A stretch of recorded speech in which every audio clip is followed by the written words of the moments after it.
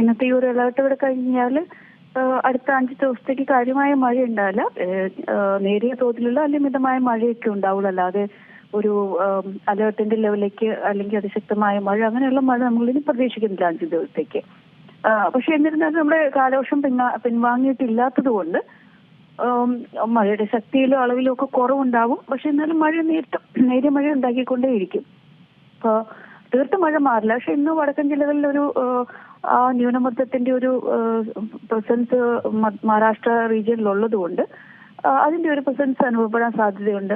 അതുകൊണ്ടാണ് വടക്കൻ ജില്ലകളിലേക്ക് യെല്ലോ അലേർട്ട് ഇന്ന് കൊടുത്തിട്ടുള്ളത്. അപ്പോൾ ഇനി വലിയ വ്യത്യാസം ഇതിൽ നിന്ന് പ്രതീക്ഷിക്കുന്നില്ല. ഈ വരുന്ന 5 ദിവസങ്ങളിലേക്ക് നമുക്ക് സമാധാനിക്കാവുന്ന ഒരു സമയമാണ് വരുന്നത്. ഒരു കാര്യം കൂടെ, ഇപ്പോൾ ഈ ഒരു മുന്നറിയിപ്പിലൊക്കെ നമുക്കറിയാം കഴിഞ്ഞ ദിവസങ്ങളിലൊക്കെ മഴ, ഇപ്പോഴത്തെ ഒരു മഴയുടെ ഒരു രീതി എന്ന് പറയുന്നത് ആ ഒരു പെയ്യുമ്പം കണ്ടിന്യൂസ് ആയിട്ട് ഒരു 3-4 ദിവസം അതിശക്തമായ മഴയായിരിക്കും, പിന്നെ അതങ്ങ് തോരുന്നു. ആ ഒരു പ്രവണത എന്തുകൊണ്ടാണ്? ഈ ന്യൂനമർദ്ദത്തിന്റെ ഒരു ഫലമായിട്ട് തന്നെയാണോ അത്തരത്തിൽ മഴ ആ ഒരു രീതിയിൽ പെയ്യുന്നത്? അതെ, ന്യൂനമർദ്ദം ഉള്ളപ്പോൾ നമുക്ക് മഴ കുറച്ച് കൂടുതൽ ഉണ്ടാവാറുണ്ട്. പിന്നെ നമ്മുടെ കാലവർഷത്തിൽ ഇപ്പൊ മഴ പെയ്ത് കഴിഞ്ഞ് പിന്നെ ഒരു ഡ്രൈ സ്പെല്ല് അങ്ങനെയാണ് ഇപ്പൊ കൂടുതൽ കണ്ടുവരുന്നത്. മഴ പെയ്യുന്നത് ഇതുപോലെ അപകടകരമായ രീതിയിലേക്ക് അല്ലെങ്കിൽ അതിശക്തമായ മഴയൊക്കെ പെയ്യുന്നത് ന്യൂനമർദ്ദമൊക്കെ ഉണ്ടാവുമ്പോഴാണ് ഇപ്പൊ അങ്ങനെയുള്ളൊരു മഴ പെയ്യുന്നത്. അല്ലെങ്കിൽ നമുക്ക് സാധാരണ ഇങ്ങനെ ഈ നമ്മുടെ കേരള തീരത്തൊരു ന്യൂനമർദ്ദ പാത്തി ഉണ്ടാവാറുണ്ട്. ഈ പ്രാവശ്യം അത് വളരെ മൺസൂണിന്റെ തുടക്കത്തിൽ മാത്രം കുറച്ച് ദിവസങ്ങളിൽ ഉണ്ടാവുള്ളൂ. പിന്നീട് അങ്ങോട്ടേക്ക് ഈ ന്യൂനമർദ്ദ പാത്തി ഉണ്ടായിട്ടില്ല. അല്ലെങ്കിൽ ന്യൂനമർദ്ദ പാത്തി ഉള്ളപ്പോഴും നമുക്ക് ഇതുപോലെ അതിശക്തമായ തുടർച്ചയായ മഴ ഉണ്ടാവാറുണ്ടായിരുന്നു. ഈ വർഷം നമുക്ക് അത് വളരെ അപൂർവം ദിവസങ്ങളിൽ മാത്രമേ ഉണ്ടായിട്ടുള്ളൂ. നമ്മുടെ മഴ മിക്കവാറും ഈ വർഷത്തെ കാലവർഷത്തിൽ മഴ കൂടുതൽ ഉണ്ടായിരുന്ന സാഹചര്യം മുഴുവനും ന്യൂനമർദ്ദവുമായി ബന്ധപ്പെട്ടിട്ടാണ്. ബംഗാൾ ഉൾക്കടലിൽ രൂപപ്പെട്ട ന്യൂനമർദ്ദവുമായി ബന്ധപ്പെട്ടിട്ടാണ്. അപ്പൊ അതുകൊണ്ടാണ് നമുക്ക് ന്യൂനമർദ്ദത്തിന്റെ പ്രസൻസ് ഉള്ള സമയത്ത് 3 ദിവസത്തേക്ക് നല്ല മഴയായിരിക്കും. ന്യൂനമർദ്ദം തുടങ്ങുന്ന ദിവസമാണ് സാധാരണ ഏറ്റവും കൂടുതൽ മഴ ഉണ്ടാവുന്നത്.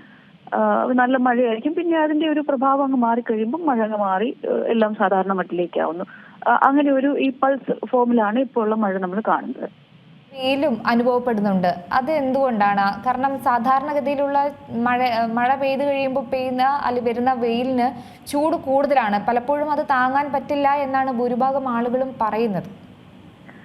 അതിന് ഒരു കാരണം എന്ന് പറഞ്ഞാൽ നമ്മള് കുറച്ച് വിശാലമായ ഒരു രീതിയിലേക്ക് ഇതിനെ കാണേണ്ടിയിരിക്കുന്നത്. കാരണം ഇത് നമുക്ക് നമ്മളുടെ ഒരു ശരിക്കും പറഞ്ഞ ഉത്തരാർദ്ധഗോളത്തിലെ വേനൽക്കാലത്താണ് നമ്മൾക്ക് ഈ കാലവർഷം എന്ന് പറഞ്ഞ് അനുഭവപ്പെടുന്നത്. അപ്പൊ ഈ കട്ടി കൂടിയ മേഘാവരണം ഉള്ളതുകൊണ്ട് നമ്മൾ ആ ചൂട് അറിയാതെ പോകുന്നതാണ് ഇന്ത്യയിലുള്ളവര്. ഇന്ത്യയുടെ സമയപ്രദേശമുള്ള അല്ലെങ്കിൽ മറ്റുള്ള സ്ഥലങ്ങളിലെല്ലാം അടുത്തും ഏറ്റവും ചൂട് കൂടിയ ഒരു സമയമാണ് ഈ ജൂൺ, ജൂലൈ, ഓഗസ്റ്റ് മാസങ്ങൾ എന്ന് പറഞ്ഞത്. അപ്പൊ നമുക്ക് ആ മേഘ ആവരണം ഇല്ലാതിരിക്കുമ്പോൾ സൂര്യന്റെ തീക്ഷ്ണമായ രശ്മികൾ നമ്മളിലേക്ക് പതിക്കുന്ന സമയമാണ്. അതുകൊണ്ടാണ് മഴ മാറി നിന്ന് കഴിഞ്ഞാൽ നമുക്ക് അസഹനീയമായ ചൂട് അനുഭവപ്പെടുന്നത്. മറ്റുള്ള രാജ്യങ്ങളിലൊക്കെ നമ്മളുടെ അതേ ലാറ്റിറ്റ്യൂഡിലുള്ള മറ്റു രാജ്യങ്ങളിലൊക്കെ സമ്മർ മൺസൂൺ ഇല്ലാത്ത സ്ഥലങ്ങളിലൊക്കെ നോക്കി അവരുടെ വേനൽക്കാലമാണത്. ഇപ്പൊ എന്താണ് സെപ്റ്റംബർ എന്ന് പറഞ്ഞാൽ സൂര്യൻ ദക്ഷിണാർദ്ധഗോളത്തിലേക്ക് ജസ്റ്റ് പോയിട്ടേ ഉള്ളൂ. സെപ്റ്റംബർ 22-നായിരുന്നു ഭൂമധ്യരേഖയ്ക്ക് നേരെ മുകളിൽ വന്ന ദിവസം. അപ്പോൾ നമുക്കിപ്പോഴും സൂര്യന്റെ ഏകദേശം ലംബമായ രശ്മികൾ കേരളത്തിൽ പതിക്കുന്ന സമയം തന്നെയാണ്. അതുകൊണ്ട് നമുക്ക് മഴക്കാറില്ലെങ്കിൽ അല്ലെങ്കിൽ ആകാശത്ത് മേഘങ്ങളില്ലെങ്കിൽ സൂര്യന്റെ അതിശക്തമായ രശ്മികളാണ് നമുക്ക് അനുഭവപ്പെടുന്നത്. അതുകൊണ്ടാണ് മഴ മാറി നമുക്ക് ഭയങ്കരമായിട്ട് ചൂട് അനുഭവപ്പെടുന്നത്, താങ്ങാൻ പറ്റാത്ത പോലെ ആവുന്നത്. ഏറ്റവും പുതിയ വാർത്തകളും വിശേഷങ്ങളും വിരൽ തുമ്പിലറിയാൻ സീ മലയാളം ന്യൂസ് എല്ലാ ഡിജിറ്റൽ പ്ലാറ്റ്ഫോമുകളിലും ലഭ്യം.